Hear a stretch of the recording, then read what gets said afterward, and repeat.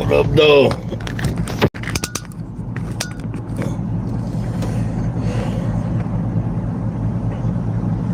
What's good?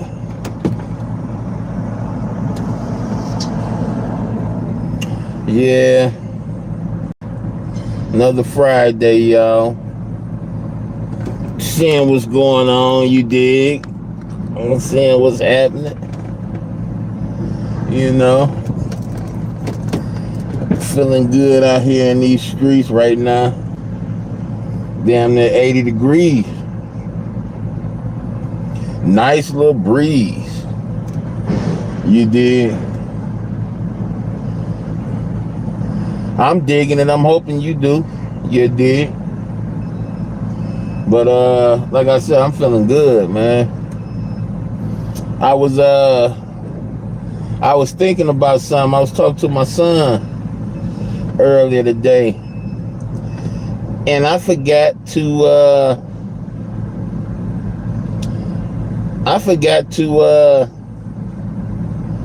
thank, out of all people, out of all entities to thank, y'all, I want to thank the entertainment industry.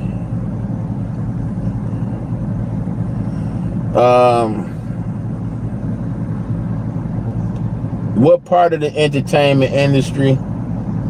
Well, I thought all hope was lost. You feel me? I thought all hope was lost. I thought they didn't, whenever they brought some truth as far as mainstream entertainment is concerned, it always got to be some type of sick agenda to it, right? And whoever wrote the script for the last episode, I think one come on tonight. It's Friday. The last episode of Power. Salute to that script writer. Because what that script writer did in that last episode, he articulated what I visually seen happen to my own children. I seen the exact thing happening to my own sons. And I'm talking to my son. I'm trying to get him to remember the episode, remember what happened, or what have you. He remembering everything but the part I'm trying to get him to remember. So I'm telling him, is that the focal point? Was that the worst thing that happened the whole episode? Then he finally came to reality. Hey, what's good, Er? And then he finally came to reality and said, "Oh, the boy got. Hey, Andre, you got some. I'll get back to you in a minute. Don't worry about it. Good look. Oh. The boy. 1 second, y'all. It's about to be a little noise. Truck bagging in. But what happened was the little boy got pursued by his bullies, right? So when he get pursued by his bullies, instead of the little boy, bitching out like he did before, or being passive like he wasn't, to me, he was being passive. He wasn't trying to fight, okay? So this time, they come for little man. Little man ready to scrap. He ready to lay hands down. Soon as little man lay hands down and do what he was taught as far as fighting, those young men, those young bullies shot and killed that young man. I swear to you, my critics chewed me alive on YouTube when I told them what I had did with my own sons. I'm good, Earth. How you? I'm actually a little bit better than good because I got a shout out. All right now, I got a shout out from the entertainment industry. So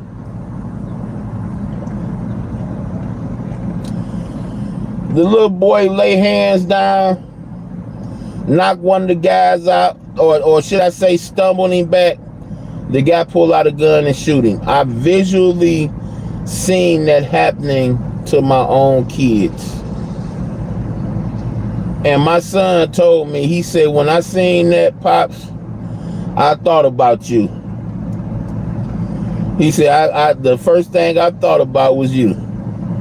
And I said, you welcome. Because, hey, it ain't nothing to teach your kids, your boys. I had all boys. I prayed way before I even had a kid that I had all boys. Because I was a womanizer. I ain't want no damn girls. You know, I didn't accept the fact or think of the fact that I actually be married. But me just knowing I'm gonna have some kids, I wanted all boys. And you know, like I told you, I was grooming my kids to play sports. Made sure chess was one of their half times. You know, it was like I was setting myself up to be really hated by my kids for all the right reasons. You know, I used to see dads do it, mainly, you know, on entertainment. Very few dads in my real life I've had the pleasure of seeing their process with their children. So I got everything set up. I got everything lined up. And something happened in my life to whereas I kept on finding myself back at square one. And every time I point the finger, I'm pointing 5 at myself. So I reached out. I reached out to the Most High. And I got some answers. And the first thing I let the Most High know, I don't know nothing about raising no kids, especially no boys. I don't know nothing about being no father. I never had a father. Help me, guide me, show me what to do, because I don't really know what to do. I'm learning on the fly. This is one of the conversations I had with my Heavenly Father. Just letting them know the real deal, what it was. You know what I'm saying? The only thing I know is bad. Help me not raise my kids like I was raised. Every time I get in my mouth ready to set something up to teach them that was bad, but not necessarily bad according to everybody else, Heavenly Father blocked me, rebuked me from it. And sure enough, I got one that's 15. All my sons is alive.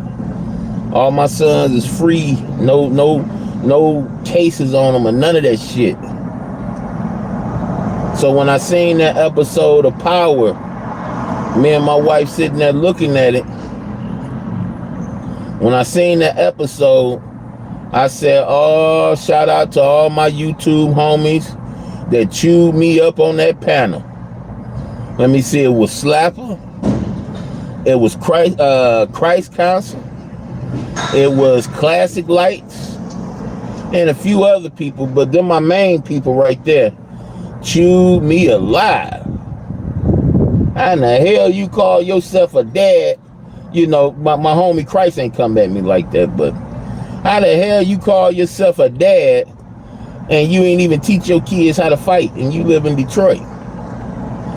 Because I foreseen that the way that they articulated that scene, I seen that. I seen it happen more than once. And I say I'd rather have a son that get punked out alive than have a son that just dropped a nigga and dead laying in the motherfucking street with a rug over him. I'd rather that other son. I'd rather the one that be alive.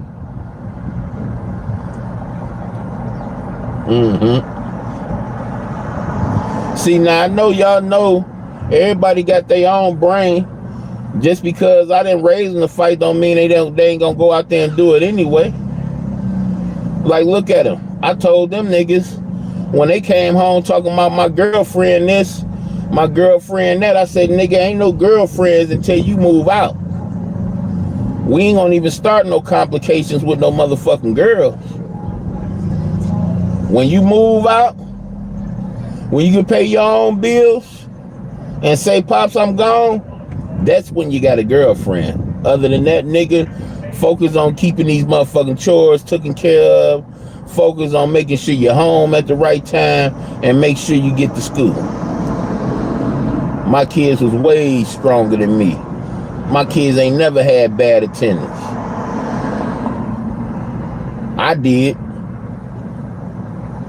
Shit, a couple of them goddamn school semesters, I ain't make the whole semester.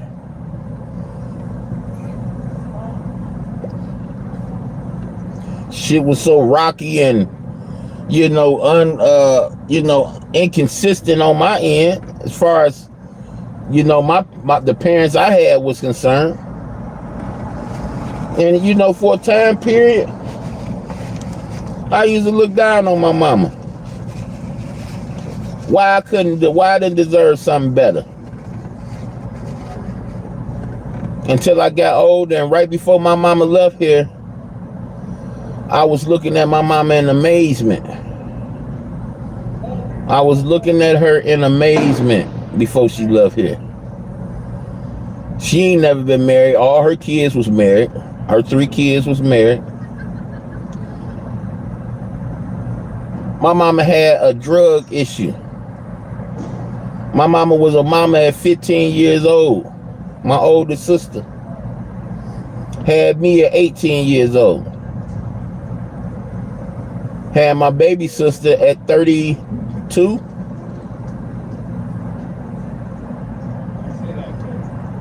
My mama died when she was 18 years. Right before she had me, my grandma died. Her mama died. That was her.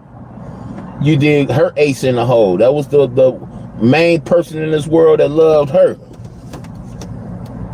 So she was out here fighting, surviving with that habit, with her own vices, with her own immature mind. Hell no, she couldn't keep a man. How could she? My mama was beautiful. When she left here, my mama was fine as wine.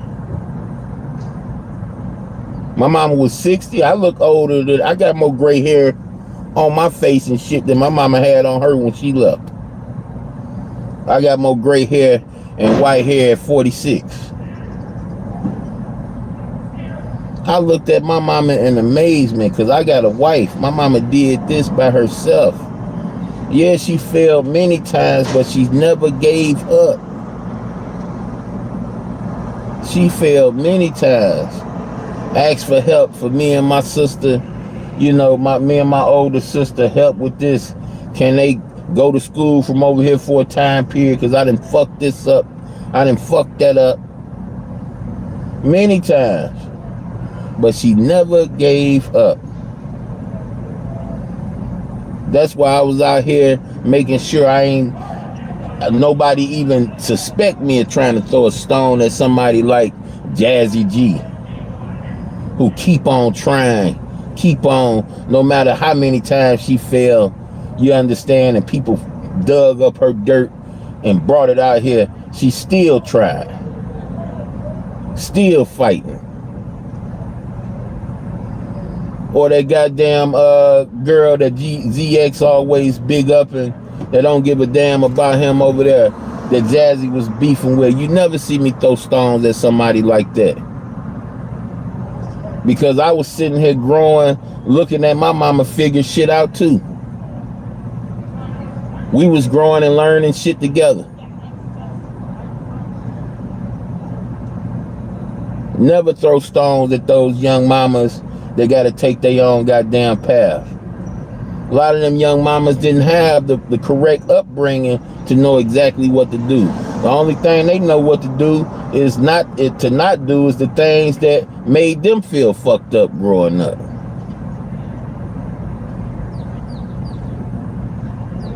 Never see me throw stones at a parent that was piss poor. Because a lot of those parents don't stay piss poor.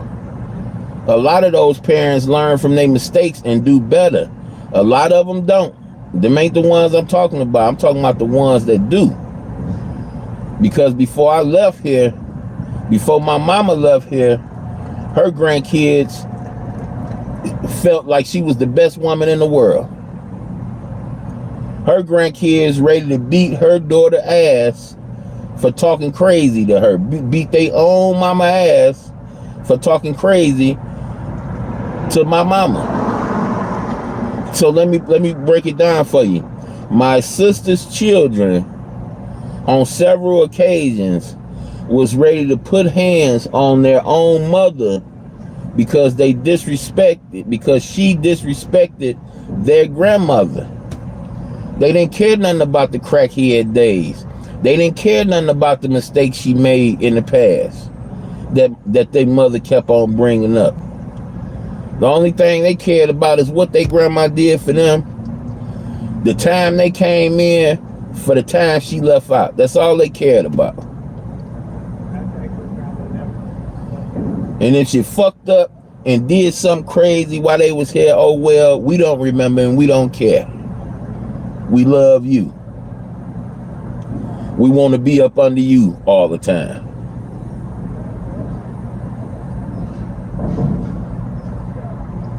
But yeah, shout out to Stars in that last episode of Power. The scene was a sad scene. But see, me seeing that scene was my gratification on letting me know that Jehovah's always right. He can never be wrong.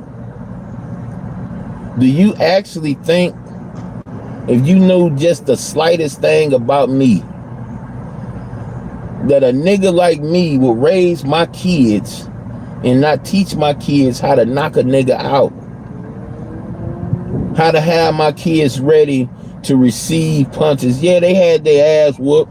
Yeah, you know, several times I told them, if you keep on moving, I'm going to put this goddamn belt or cord down and use my fist, and had to. Yeah. I'm guilty. But I, under no conditions, would teach my kids how to hurt another man. Under no conditions was I going to do anything like that. Because by the time I realized that I'm actually going to start me a family, I'm actually going to stop being a whore and a slut and start being faithful to one woman, when I actually realized that I asked for help. And the one thing I kept on getting is the motto that Jesus Christ said. Did Jesus Christ fight? No. Did Jesus Christ run away from fights? Yes. In my time and where I'm from, is that known to be a whole ass nigga when you run away from fights? Yes. So if my Lord and Savior, if he get that type of rep from where I'm from, then me and my kids gonna have that rep as well. We gonna have that rep as well, because we ain't doing no bodily harm to no man. I did teach my kids that headlock though, y'all. Anybody that know anything about self-defense knows something about that headlock. That even a little bitty woman, a itty bitty child, I let my then 10-year-old put me in that headlock. Just to show them how strong, show them how strong it was and how powerful it was when properly put on somebody. I did teach my kids that.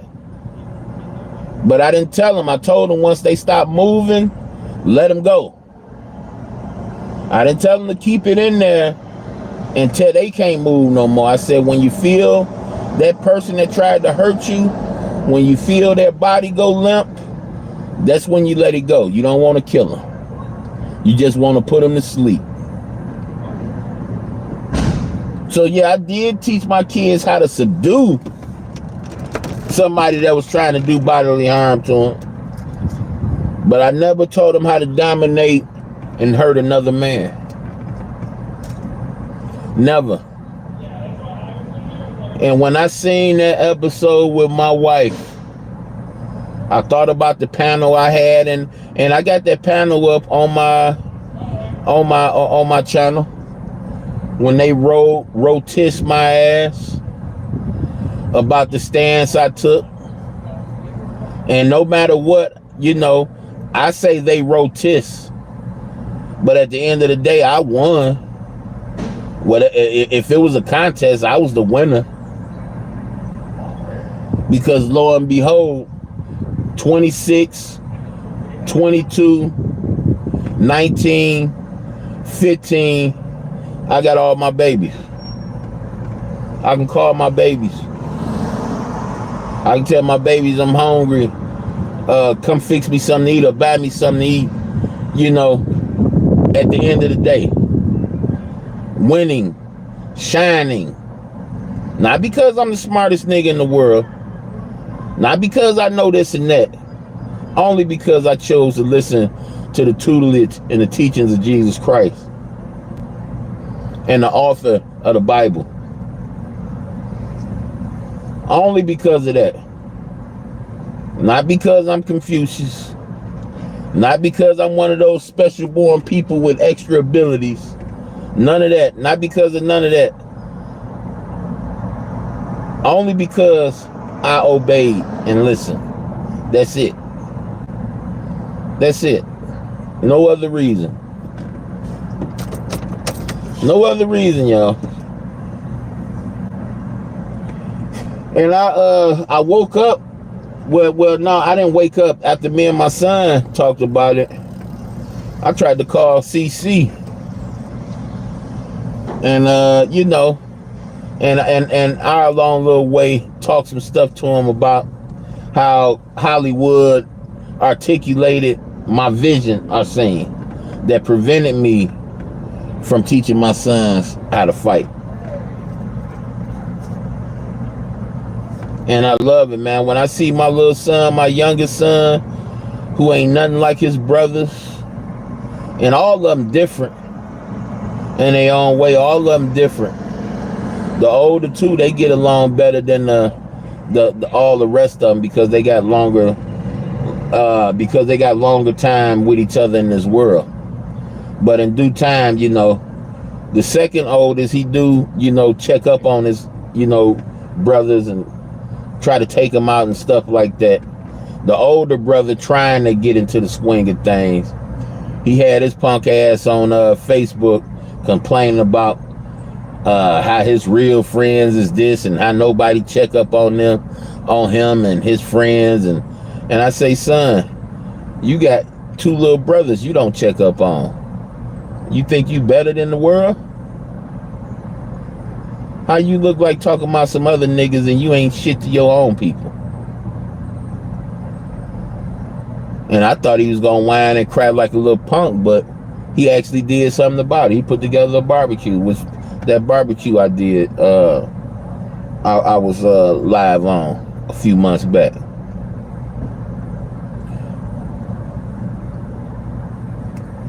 You know, sometimes the hardest things, the hardest questions we have the simplest solutions, don't they?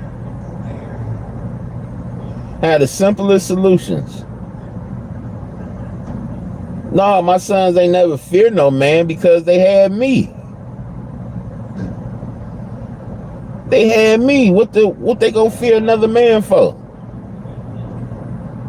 If you ain't scared of me, I done told you and warned you 100 times, and you still choose to try me, why would you be scared of anybody in this world? Not to mean go and disrespect somebody, but when intimidation comes across your doorstep, it ain't something that we even care about. We even give a damn about. We gonna continue to move in respect and love.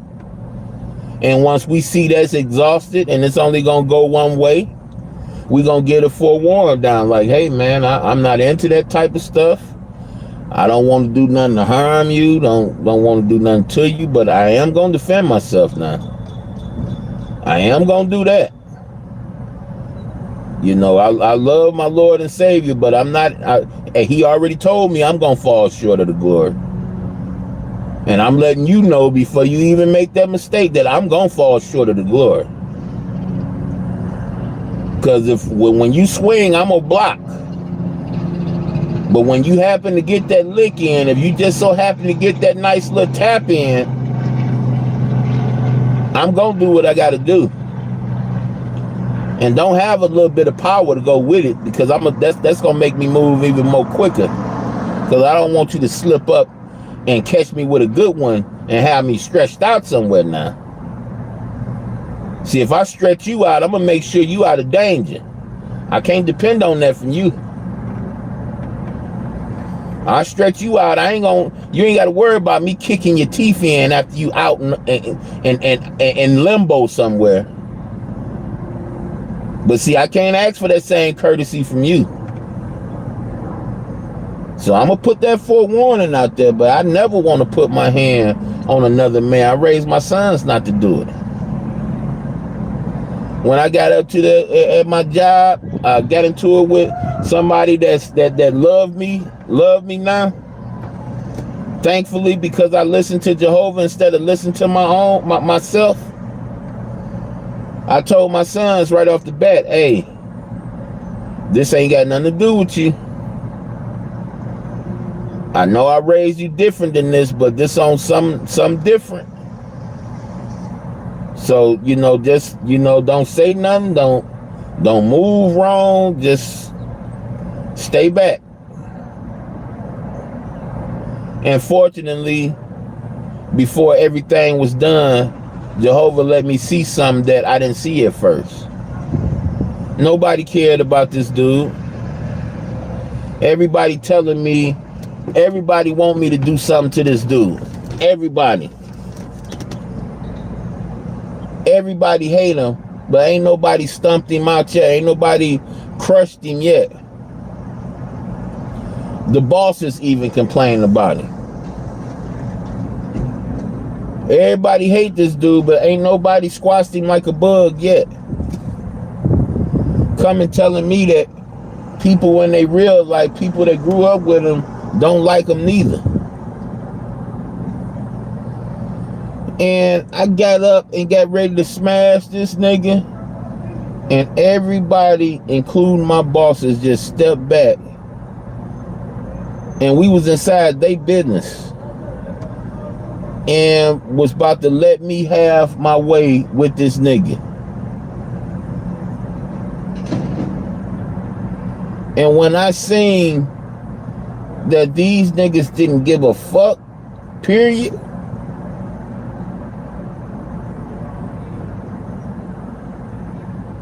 I remember where I came from.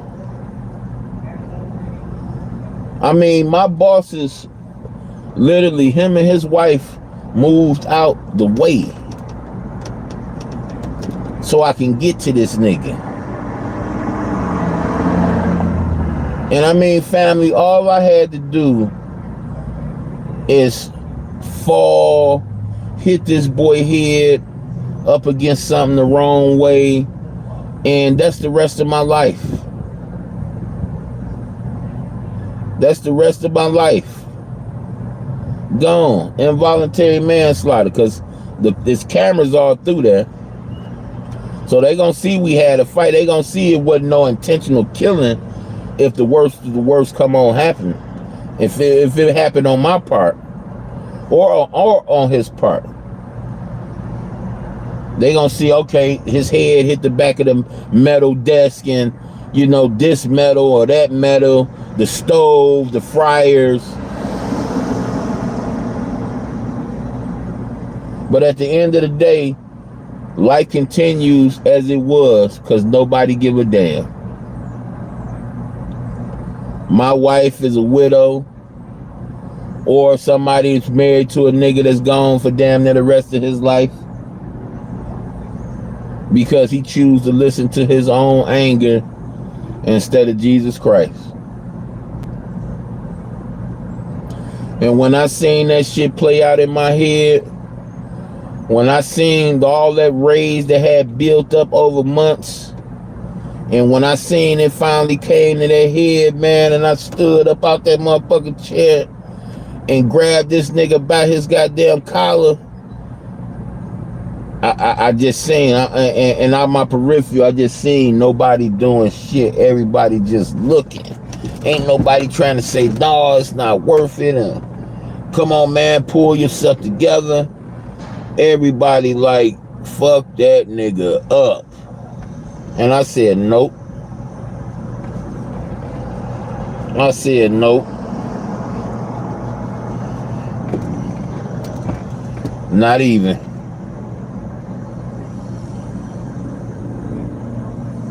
But yeah, y'all. I ain't gonna say gloat. But after thinking about that, after talking to my son, y'all remember me telling y'all about the irony of me telling y'all about how them women going up to them high schools dressed half-ass, you know, skankier than the kids that go to the high school. Well, my son, my second youngest, 19, he done started banging a 30-year-old, right? And I tell my son right off the bat, man, she using you. She only want one thing from you. Protect yourself. And she just so happened to have 5, 6 kids. 30. So I'm just trying to help him understand, son, just like us men, women, it's some women that like to have sex all the time too. You just so happen to run into one. That's why it's 6 kids instead of 1 or 2. That's why it's kids instead of none at all. Some women just can't control themselves, just like men. Remember, son, that women come from man. It all started from one man, so you can't throw no stones. Ain't none of us better than the other. And I said, I don't want to hear nothing about what the fuck you and this girl going through. I told you what it was when you first told me, and I only told you so you won't be shocked when it happened. This little nigga sitting there listening to me spit bars, talking about, that's crazy. Everything you telling me is the same thing she tell. I'm like, nigga, when the fuck is you gonna realize that I'm not your enemy? You think I'm sitting there telling you all this shit because I want you to fail?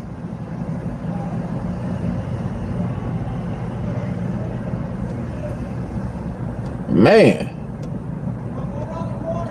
That's why I say, man, hey, a lot of these people, they can never be parents. They can never be parents. A lot of these people too motherfucking narcissistic to be a parent. And if they are, if they are parents, their kids don't like them. Trust me, they don't. Trust me, they don't. I mean, it's been a while since I've been a kid, but I mean, I can remember as a kid, you don't like telling people slapping your hands all the fucking time. You don't like it, even though it's for your own good. Sometimes you gotta let that motherfucker burn their own hand. You gotta let them feel the repercussions of going against what you tell them.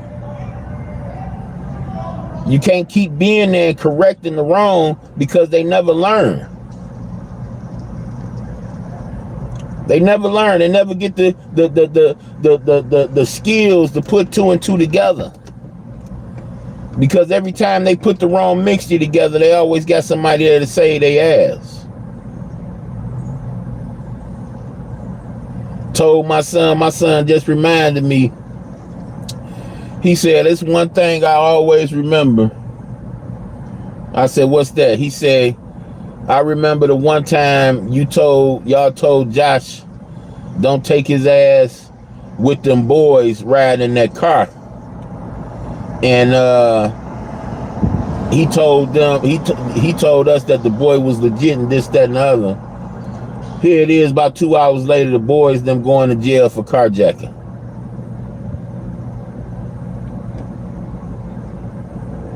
He come home, Ma, I'm so glad I listened. Why you so glad? Man, them niggas on the freeway right now getting locked up. Why? Because that car they had wasn't their car. And they had the guns in there. What?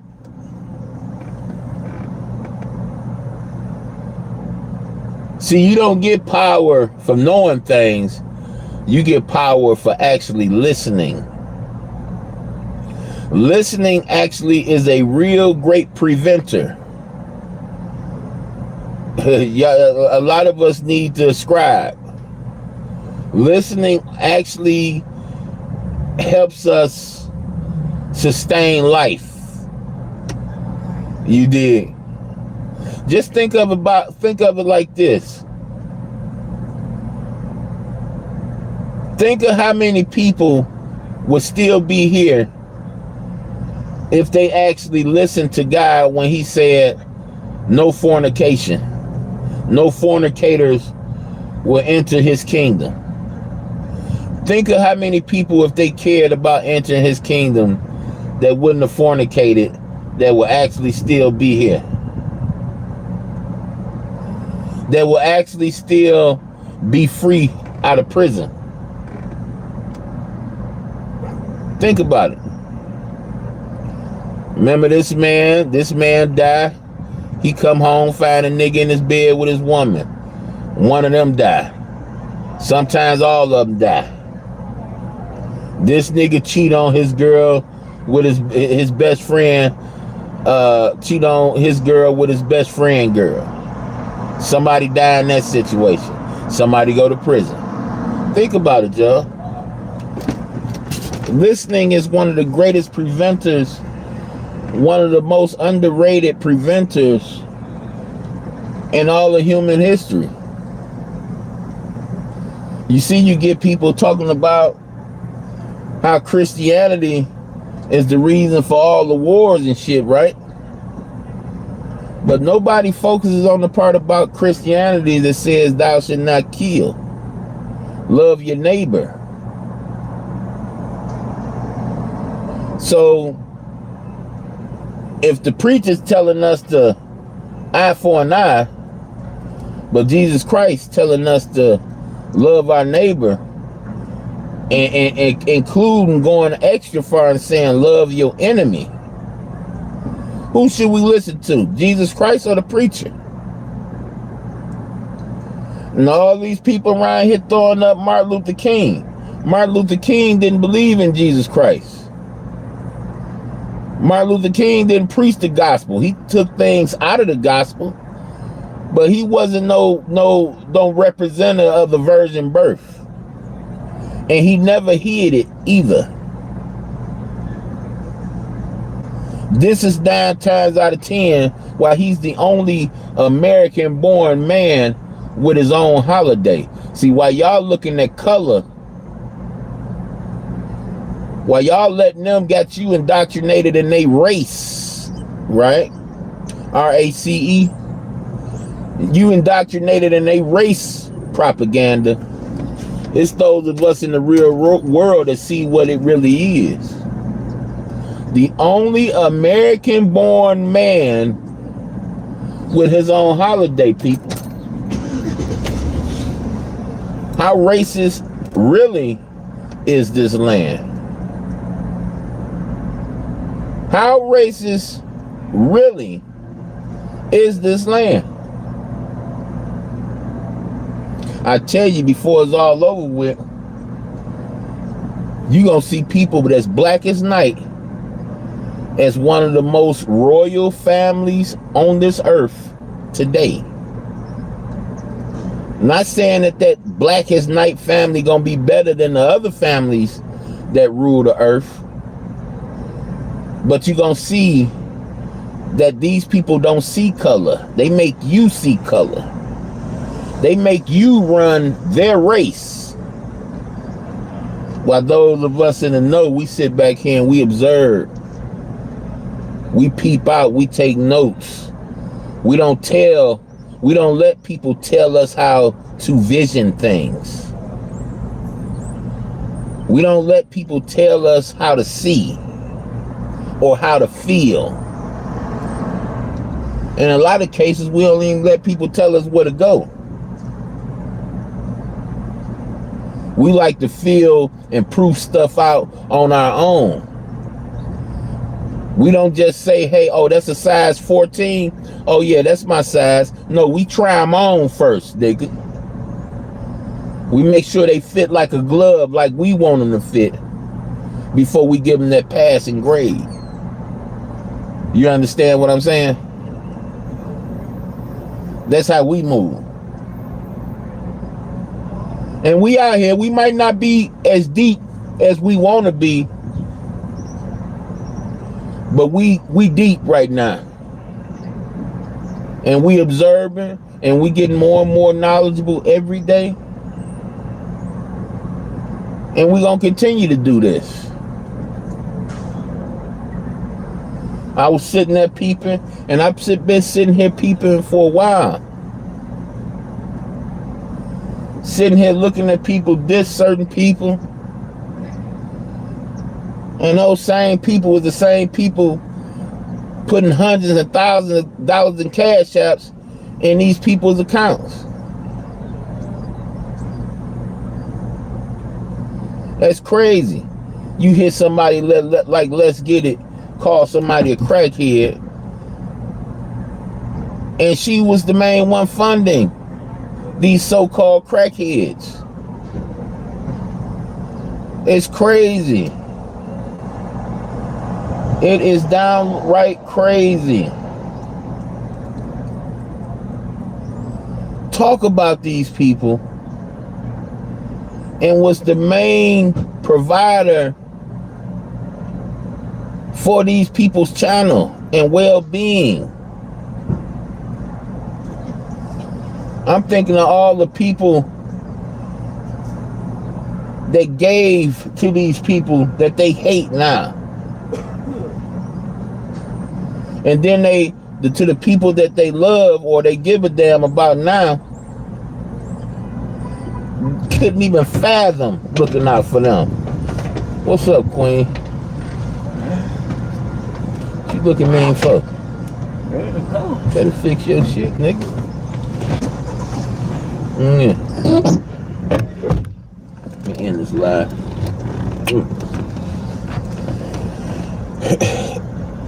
I'll let y'all a little later, y'all. Peace and stay out of trouble.